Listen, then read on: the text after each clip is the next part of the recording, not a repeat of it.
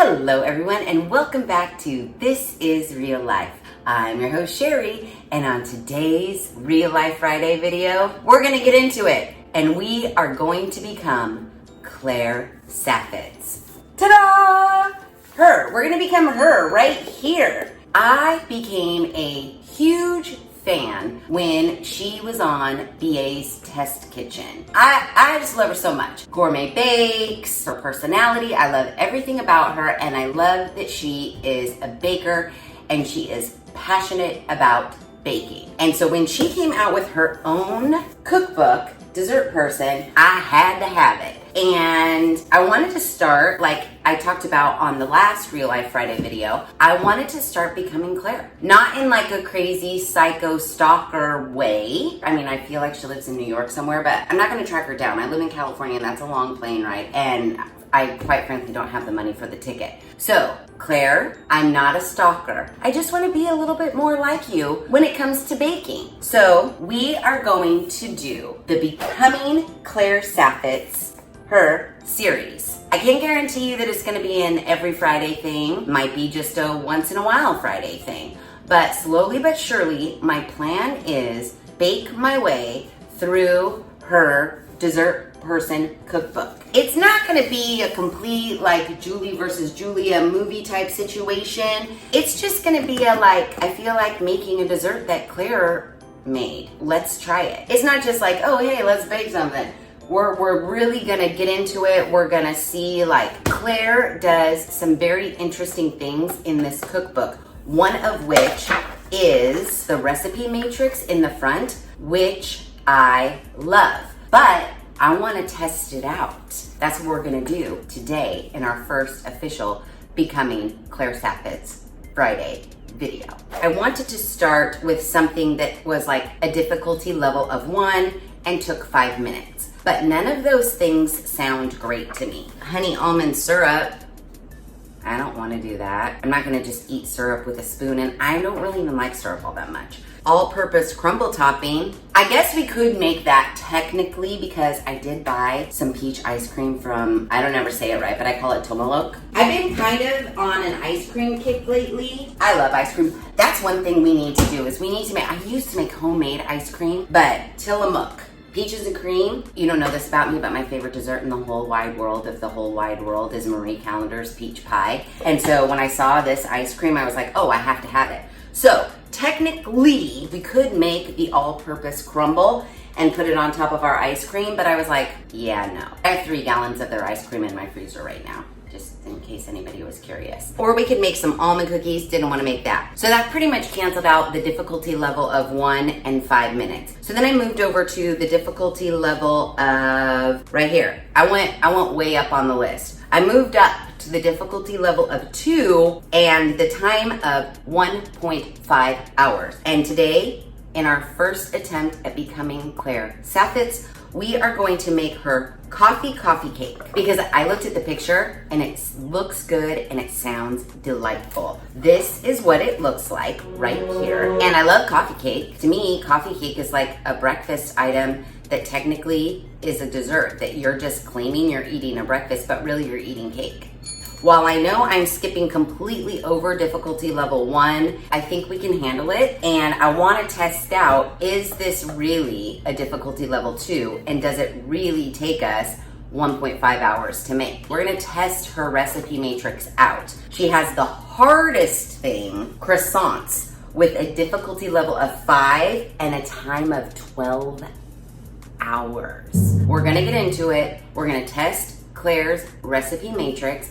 I'm gonna be real honest with you as far as the difficulty level I think it is. And then we're also gonna be real honest in the way this puppy tastes. Claire does a lovely description of this coffee cake. She says, this coffee flavored cake is like eating a bite of good cake with a sip of milky coffee. A little bitter, a little sweet, and the right amount of rich. Coffee is one of Claire's favorite flavors. Mine too, Claire. We're besties. You were besties already and you didn't even know it. I already went to the store and got all of my ingredients. And then I went back to the store today because I thought I had instant coffee, but what I really had was instant espresso. I'm gonna use instant espresso. And then I was thinking about it and I was like, well, what if it doesn't turn out or it doesn't taste that great? Then Claire Saffitz comes for me and says, well, the reason it doesn't taste that great is because you used instant espresso powder when I clearly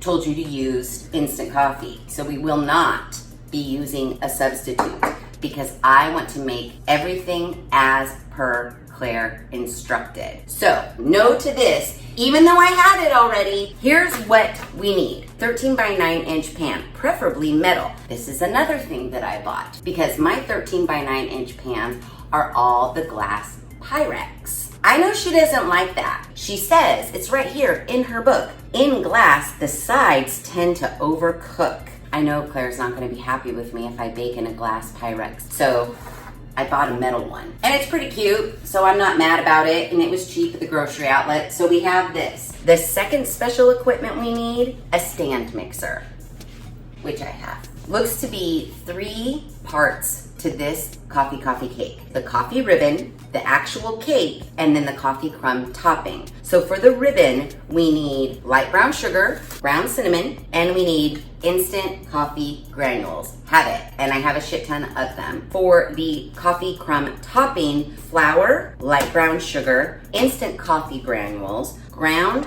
cardamom. It says diamond crystal kosher salt, but I didn't have that. So what I did have was the salt that you have to go. That sounds fine to me. I just got salt everywhere. And then we also need a stick of unsalted butter. For the cake, we need flour, baking powder, diamond crystal kosher salt, which we're subbing in for the salt I have here. We also need baking soda, sour cream. We also need some strong brewed coffee. I do drink coffee every single day, but the lovely baristas at the Starbucks make my coffee. I don't have a Keurig, I don't have a coffee pot. So what did I do? I went to the Starbucks and I ordered a strong cup of coffee. So that's what we will be using today. We have our instant coffee granules, some vanilla extract, we have some more unsalted butter, ooh, at room temperature. I better get another stick out. Vegetable oil, and we need eggs. So I have everything we could possibly need to make Claire Saffitz coffee cake. Put the timer on the clock and let's get started. All right, what do we do first? Claire, let's get to it. Generously butter the bottom and sides of a 13 by 9 inch pan and set aside. Arrange an oven rack in the center position and preheat the oven to 350. Okay. Is that center? 350. Go. Pan. Butter it. I didn't even wash it yet. It still has the thing in it. Let's just give it a quick rinse. So my pan is washed and I have buttered the bottom and the sides, and now I'm going to set it aside. Make the coffee ribbon. Okay. In a small bowl, toss together the brown sugar, cinnamon, and instant coffee. It just so happened to have a small bowl right here. 3 tablespoons packed light brown sugar. Got it. There's 1, 2, 3. What's next, Claire? 2 teaspoons ground cinnamon. 1, 2. 1 tablespoon instant coffee. Nescafe. And boom. And toss that together. This is our coffee ribbon. Great. Perfect timing. Oven is preheated, and now we set this aside. We are just rocking and rolling. So far, so good, so easy. We need to make the coffee crumb topping. We need 1 1/4 cups flour. 1 1/4. Next, we need 1/2 cup light brown sugar. Awesome.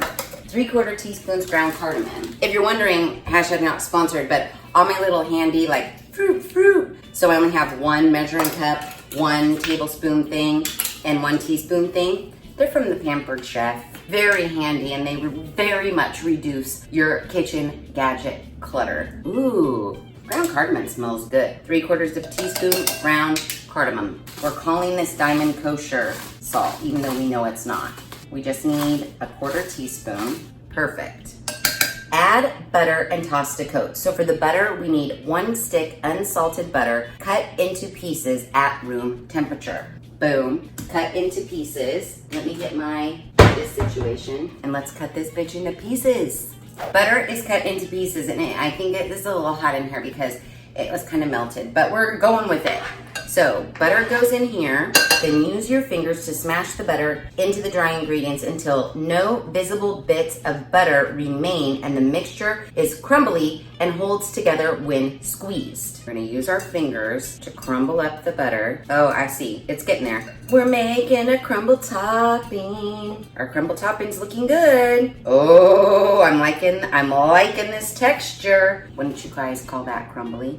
Holds together. I think our crumble topping looks amazing. We set this aside and I went and turned down my air because I felt like it was getting a little bit too hot in this kitchen and I didn't want my crumble topping to melt into oblivion.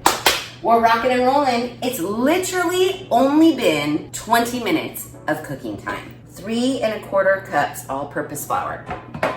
Whoops. I'm trying to go a little bit speedily because I'm talking a lot, so therefore I'm making a little bit of a mess. All right, so that's 3 cups, 3 1/2, perfect. Baking powder, 2 1/2 teaspoons.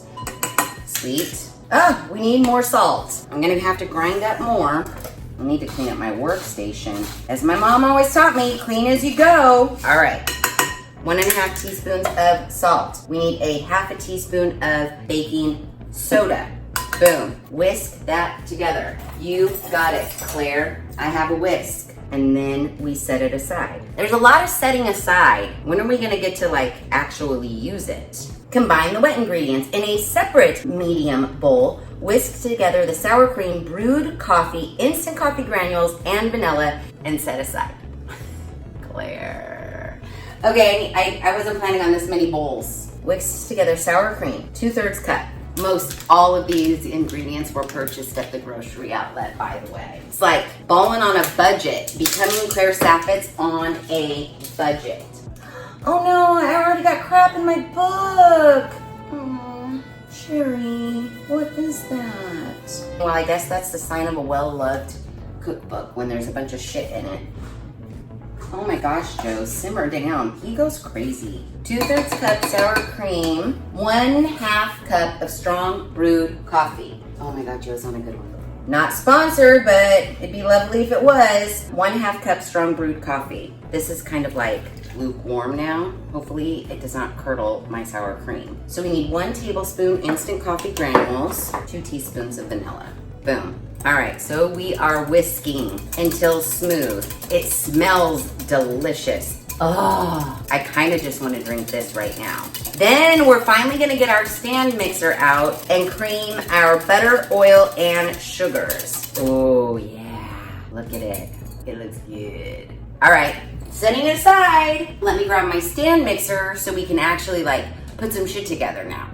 Stand mixer, check. In our stand mixer, fitted with the paddle attachment, which I have, beat the butter, oil, granulated sugar, and brown sugar on low just until smooth. Okay, 12 tablespoons of unsalted butter at room temperature. As I'm sitting here making this, I'm noticing that it's been approximately 30 minutes, and I'm wondering if in Claire's recipe matrix, she's including baking time, because the baking time says 40 to 45 minutes. So it's like, I better hurry up and get this shit done and in the oven if she expects us to be done in an hour and a half, or is the hour and a half just like the prep time?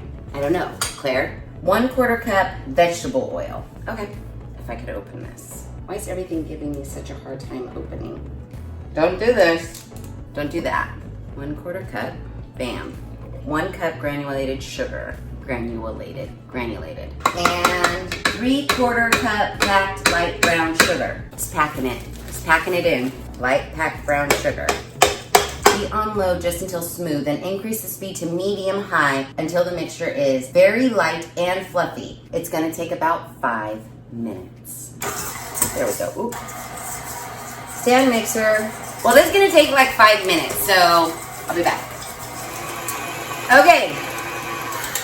We're done. I let this go for 5 minutes and I scraped down my sides exactly 2 times. Now we are supposed to add our eggs. And it says at room temperature and I never took them out of the refrigerator. Oopsie. Here, I'll hold them really tight. I'll put them in my shirt. This does look light and fluffy and divine. And we should probably taste it. Nothing like butter and sugar mixed together, I'll tell you what. So we're supposed to add 4 large eggs, one at a time, beating well after each addition. And I know Claire doesn't like you to crack your egg in your bowl. She wants you to crack it in a separate bowl, but look how many bowls I've already used. Egg 4 is in, and now we need to stop our mixer and scrape down our sides. All right, now we're ready to continue. We are flipping the page. So we have our sour cream mixture that we set aside, and we have our flour mixture that we set aside. We need to add 1/3 of the flour mixture to here and mix on low until all the flour is disappeared. Then we take about half of our sour cream coffee mixture and put it in here and blend all of that until it's incorporated. Then we add the remaining flour in 2 additions, alternating with the remaining sour cream mixture. When the last traces of flour has disappeared, fold the batter several times to make sure it's evenly mixed. Okay, sweet. 1/3 of our flour mixture. And now half of our sour cream mixture goes in. That's good. Half of what's left. Half of this. Then we add the remaining flour. Then we add the remaining this. When the last traces of flour disappeared, stop the mixture. All right, let's give her a taste. Yeah, that's good. Move it. All right, scrape down. Give it a fold. Make sure everything is incorporated and evenly mixed. That looks pretty fucking even if you ask me, Claire. All right, now what? Assemble the cake! All right, so it's literally been a little shy of an hour, and now we are assembling the cake. Prepared pan, a lot of batter in here. All right, I bet Claire would be so proud of me for using a metal pan, and I want to make Claire happy. Okay, working it into the corners, smooth and even. Okay, now what, Claire? We sprinkle the coffee ribbon all across the top of the batter, trying to cover every bit of the surface. Okay, coffee ribbon. So I'm not gonna go too heavy right away. This is looking good. Get it into the corners, on the edges. I had that little middle section to fill. Yay! Okay, coffee ribbon, looking good. All right, so we are gonna dollop. I know why she dollops, because if you were to try to smooth it out right now, you will mess up your coffee ribbon layer. So we're trying to not disrupt this beautiful little layer of powdery goodness when we spread our mixture over the top. Being very careful not to disrupt our coffee ribbon. Woo, yay. And now we put our crumb topping on. Let's do that. P.S. I did wash my hands after I licked my fingers. Scatter the crumb topping over, cover the entire surface. Okay, there's a lot of this to go around, so. Oh, am I supposed to like make it look kind of like crumbly-ish? Okay, now we bake. It looks good, it looks good. All right, Claire, bake the cake until the top is puffed and golden brown and the cake tester or toothpick inserted into the center comes out clean. 40 to 45 minutes. So our prep time was just over an hour. She claims that this is an hour and a half in her recipe matrix. Now, again, don't know if that includes baking time, but I'm gonna guess that maybe it doesn't, considering the fact that it has to bake for 40 to 45 minutes and it's already been an hour, and 45 minutes would be an hour and 45. I mean, which is pretty close to an hour and a half, but still. Let me get this into the oven. So while it is baking, I'm gonna clean up my kitchen, do all my dishes and whatnot. However, really quickly, just as a sidebar, I didn't discover these things. One of my friends from Pole discovered them, and I can't keep the secret from you guys any longer. My friend Stephanie from Pole told me about meats. And you're like, oh, whoop-de-doo, Sheri, they're just like an Otter Pop. Oh yeah, really? Because I have an Otter Pop right here. This is what we give to children. This is a Sun Pop, frozen cocktail in an Otter Pop sort of a sleeve. There's peach, tropical, and strawberry, and they're all divine. And these are from the Target. I don't know if they are at any other location. It is 6% alcohol in one of these convenient handheld Otter Pop plastic situations. I'm just saying, if you like Otter Pops and you like alcohol, these Sun Pops are the best of both worlds. stop at the Target and get yourself some, is all I'm saying. So now I'm gonna clean my kitchen and we're gonna wait 40 minutes for our coffee cake. I was just getting a cooling rack because that is the buzzer for our coffee cake. So let's get it. Oh, mighty Ouija. That looks perfect. And it was in there for 40 minutes. Oh my goodness. I guess I'll test it with a toothpick like Claire said. It looks exactly as she described. The cake will still wobble in the center when the tester comes out clean. Does it wobble in the center? Oh, yeah. I don't know if you can see it, but it's wobbly, so I hope I didn't overbake it. Toothpick in the center. Pretty clean. So now, the hard part. We have to let it cool completely on a wire rack and then cut into squares to serve. Let's do a comparison. Oh my God, that looks delicious. Now I know Claire's is a cut piece, but so far it looks pretty good. We just have to wait for it to cool. Maybe I'll set it under a ceiling fan. Oh, Claire. All right, we'll let it cool. Maybe completely. Okay, I honestly can't take much more. The coffee cake has been sitting here for a little over an hour. Sides of the pan are cool and the bottom is warm. I can hold it, but I can feel the heat. I've had about all I can take. I don't want to wait anymore. So we're cutting into it. Claire cut a pretty big piece, but I'm just gonna cut it right here. I don't want a corner piece, so I'm gonna go for a side middle.